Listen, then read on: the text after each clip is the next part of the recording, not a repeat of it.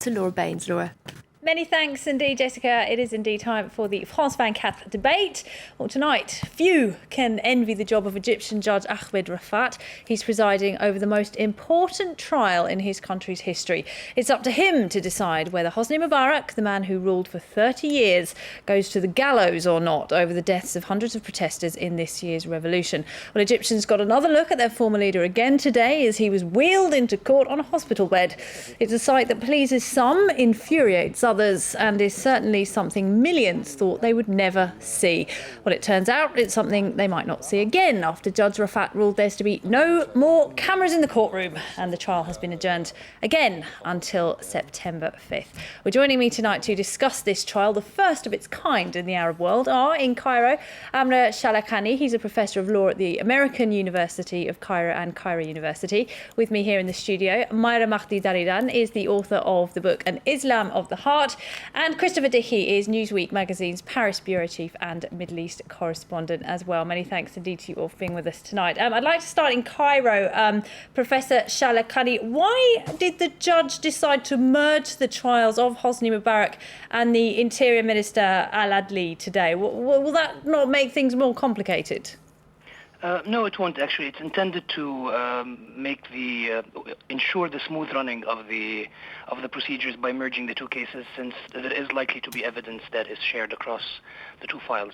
And in that sense, it's a procedural maneuver that the judge has the right to do, and does not carry any more legal significance than that. Okay, it's just a technicality. What about the judge's decision to ban television cameras? Do you think that was the right thing to do? Surprisingly, but it depends on how they deal with permits to enter the courtroom after issuing that decision. So banning cameras from the courtroom does not mean that the trial has become non-public. The trial continues to be public. In that sense, people have the right to attend the trial. The question is, how will the court organize permits for the public to be attending the trial? Will they limit it only to lawyers of the plaintiffs and the defendants, or will they expand it to, for example, the families of the martyrs and so on? So the repercussions of banning it will be clearer by the next session. There have been some complaints, Myra, about this blanket ban of TV cameras by the judge. Some are saying in Egypt that we don't know what's happening now. We don't know if a deal is going to be done. I myself this morning, before the trial, was saying the worst that could happen, so long as the trial is transmitted on television, we know what's going on, we know it's going to be a decent, fair trial. We have lost confidence in the Egyptian government. It's as simple as that. The past and part of it is still there. So the Egyptian people having lost faith. I'm afraid that this ban on television will just create an enormous question mark as to whether it's a fair trial, it's not a fair trial, what's being said. Between this morning and this afternoon, I even heard Mubarak is not going to be in a trial himself, and all sorts of rumors already. Do you think Egyptian people trust the judiciary in general? They don't trust the politicians, but do they trust the judges? Definitely more than the politicians, definitely. Again, speaking for myself, I trust them. There is a good gathering of judges and judiciary that were educated people, not young. The older generation is very good. Whether they will have the power, let's not forget that the judge himself, Ahmed Rafat, is leaving in 6 months' time, retiring. So, what's going to happen to the trial? Are we going to start again? Or are we going to change judges? How is it going to be? What a way to end your career, judging your former leader. But what's your take on it, Christopher? What do you think about this ban on TV cameras? Well, I understand what Myra's saying, and I think that's exactly right. The people have no faith even in this government now. But on the other hand, I wonder how this spectacle plays out over time. And I wonder also about the extent to which Mubarak can exploit that. After all, it's pretty theatrical to begin with that he's being taken into this cage on a bed. Does that show that he's weak? Does that evoke pity? Is that a theatrical maneuver? We don't really know if there's a medical excuse for that. Well, I can only notice that he was wearing a portacath in his arm this morning on his hand, but there were no tubes linked to it. Yeah, I think so. I think that if the judge wants to keep this as a serious legal process, to a certain extent, he's probably wise to ban the cameras. They're not banned for all time. When the verdict comes down, apparently there will be cameras. But for all the arguments, I'm not sure that this kind of theater is going to play out all that well and really help calm a situation in Egypt, which is always very tense. They have out by the courtroom, they have a huge television screen. It's like watching a soccer match. And people stand out there and start fighting with each other. And I think that maybe this is an effort to calm the waters. All right. Professor Shalakani, I want to ask you a bit about the charges Mubarak faces. He's accused, of course, of ordering the killing of protesters. He's also accused of corruption. Some in Egypt want him to be tried for other human rights abuses, allegedly under his 30-year reign. What are your thoughts on that? I think you're asking absolutely the right question. The fairness of the trial is not going to be guaranteed by whether it's televised or not. I mean, fundamentally, in the end, it's the judges who are proceeding based on a list of charges that they have to look at. And the charges are, to my mind, very poorly drafted. They are three principal charges that do not begin to cover the impact of 30 years of corruption and political oppression in this country. We're dealing with a number of villas that he received in return for selling government land below market price. We're dealing with another case of selling natural gas to Israel below market price. The third case is not killing the demonstrators, but actually incitement to murder the demonstrators, which is a bit different. And so the docket of charges it seems to me too truncated to actually deal with an honest-to-God transition from the regime that we were under into another page. This has elicited also, as you might know, calls recently for the reactivation of what's called Qanun al-Ghadr, or the law of treason.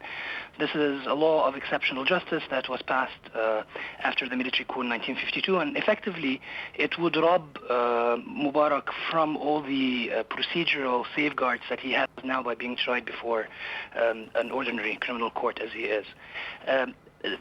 Now, those who are demanding the application or the return of the application of this law of treason want to do that in order to expand the trial beyond the limited charges we have now, but as a precedent, it's a horrible precedent, because it means that as we're trying to move into another page of a true commitment to the rule of law, we are doing that by potentially trying a president under a law that does not provide much safeguards.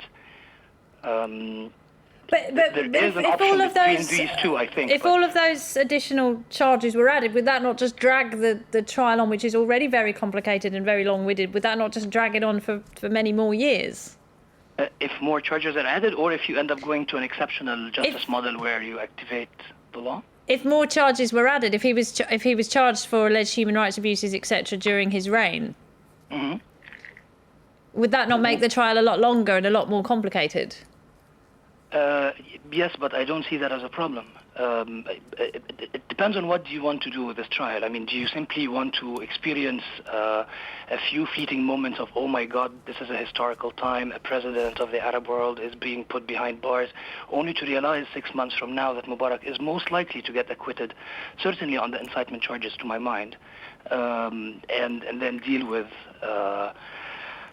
the effects of that? Or do you want to open a proper new page? And if you do, then, I mean, there is talk of looking at other transitional justice models that have been followed, in Chile or in South Africa or what have you, or in Eastern Europe at moments like these.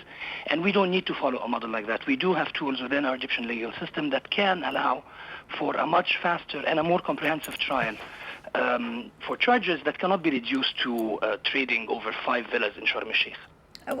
What do you think about the points just made, Myra? Actually, I have a question for the man of law, Professor Shalakani. Yes, Can you just explicit to us, Qanun al-Ghadr, isn't it for treason, high treason, for dealings with a foreign country? Is that right? No. Qanun al-Ghadr was issued in 1952 after the military coup, and it was intended for the purposes of purging political life in Egypt from counter-revolutionary elements. So it's a Qanun Tathir, it's a purging law. And its purview expands to all those who have obstructed democracy or the rule of law in the country, and carries sentences that range, at minimum, to denying citizens their civic rights, as in voting or participating in political life, for a period of 10 years, for example. Yeah, what I'd like to make a point of is, if we are charging Mubarak with treason, it cannot work, because even the gas deal, whatever we think about selling gas to Israel. Well, the country has a peace treaty, and he will get out of any charges that he would be facing for selling gas to Israel. This is clear. Now, embezzlement, which is I sell you something at a lower price and I take something for myself and put it into my pocket, this is always possible. But if it is a fact of treason, I don't think it will carry very far. As for if Qanun al-Ghadr in 52 was a matter of those who are impeaching a democratic life in Egypt, well, we know very well there was a democratic life before 52. There was no more democratic life after 52. And you think that he'd be more likely to... I fail to understand how this trial would be fairer under Qanun al-Ghadr. Well, I think that Amr's making a point. One at a time. Sorry, Christopher, go ahead. I think that Amr's making the point that it wouldn't be fairer, that in fact it would be a very dangerous precedent for precisely the reason that you're citing. In fact, it's the kind of law that's used precisely to form a dictatorship, not to establish a democracy, even if people who are supporting this revolution are worried about the risk of counter-revolution. The whole history of revolutions is that when dictators start to emerge in them, they use these kinds of laws to get rid of all their opponents. And I think that is not the kind of thing that Egypt wants at this point. And can I just pick you up, Professor, as well, on the point you made? You believe that Mubarak will be acquitted of the charges against him? Well, not all the charges, and I don't want to be quoted on that, and then it turns out something else happens. But my sense is on the incitement to murder, that will be difficult. I mean, there's a mens rea element there, and I'm not sure how it will go. Keeping in mind, of course, that what we are dealing with in Egypt when it comes to criminal procedure and evidence is a French legal system that ultimately puts the weight of any evidence up to the judge to decide. And so if the judge is convinced and manages to find sufficient ways of overcoming whatever evidentiary barriers to conviction on that charge, maybe that will happen, but I think it's unlikely. Do you think there's a possibility the defence team will be trying to put the responsibility of ordering the killing of protesters onto the Interior Minister, and that's the way that Mubarak will be acquitted? That's almost inevitable, although we can also imagine something more sinister where the Interior Minister doesn't blame Mubarak and Mubarak doesn't blame the Interior Minister, and we're gone. It will depend on the next stages of the court. I mean, until now, what we've seen, whether in the first or the second hearings today, is just procedural taking care of business before we move on to the actual substance of the trial, which begins in September, and which will begin first with the court hearing the testimony of the witnesses for the prosecution. And then the court, should it entertain such a demand, would listen to the witnesses of the testimonies of witnesses, for the defense, and then they will move into oral argumentation. And that will all happen without us watching, obviously, on TV, but inevitably there will be people in the courtroom who will be watching this and reporting. I mean, this is exactly the case where court hearings in England or the States are concerned. The media doesn't go in, but you get reports from attendants. We can read about it on Twitter, perhaps. And see paintings of it, yes. The other question, of course, is, Chris, is would Mubarak be on trial at all if we hadn't had those protests after he was ousted from power? Oh, I think he might have been, but it's a very delicate situation for the military council that's running the country. I mean, when we talk about, for instance, the questions of misuse of funds, embezzlement, this kind of thing, there are certainly people in the military hierarchy who are vulnerable to those charges almost as much as the president is. And these are the people running the country And these now. are the people running the country. So the last thing that they want is to have the trial go in that direction. In a way, they're better off with this question of who ordered the killings, who ordered the shooting, who ordered the killing of protesters, because we know that the military didn't. So if it's the interior minister, if it's the president, that doesn't jeopardize the military's hold on power directly. But all these kinds of things are at play, and in fact, you have this street democracy where people turn out in Tahrir Square again and again and make things happen. And it is really amazing. We've never seen anything like that in the Arab world before. And even as tense and difficult as the situation is, it's still a lot closer to to the popular will than we've seen in the Arab world ever, I think. Right, there's been a lot of talk today about how this trial is about rebuilding Egypt's pride in its nation. One columnist in Egypt wrote today that where Mubarak starved his people, they gave him medical care and gave him a fair trial. And is that the feeling, do you think, in Egypt, that is very, very important that this trial is carried out fairly and with transparency? Absolutely, absolutely. I agree. The vast majority of Egyptians are very proud that this trial could be held. I'm one of those who never believed it could happen until a couple of months ago. I never believed it could happen. So indeed, the Egyptian man of the street is very proud. But as we said earlier, the giant screen and seeing the president on a hospital bed and him taking an attitude of a really collapsed person, there are a few people who are pitying him and saying this is not us, not Egyptians, we're kind people, etc., etc. What they should realize and what we need to repeat to them, we who have seen such proceedings in other countries, etc., have to tell them that when you chastise your child, you may have pity on the child and not want to hit him. But if you don't hit him, you don't teach him anything. If you don't necessarily have to physically hit him. I'm not saying that Mubarak should be slain. I'm not saying that he should be hanged. I'm just saying that people should be punished and bear the weight of the result of what they've done. And this is a first teaching for us in the Middle East. Would it make a difference if he pleaded guilty to the charges against him? Oh yes, people would mellow. Yes, sure. And people wouldn't be demanding... But if he had left the country just even a couple of months before all this happened, he would have been still enjoying his billions somewhere quietly in Egypt. Moreover, in Egypt. Right. I don't know if you'd agree to that, but I can fairly imagine him living quietly. We're going to have to take a short break here. Hold that thought. When we come back, we'll have the international headlines for you and the rest of tonight's debate. Don't go away.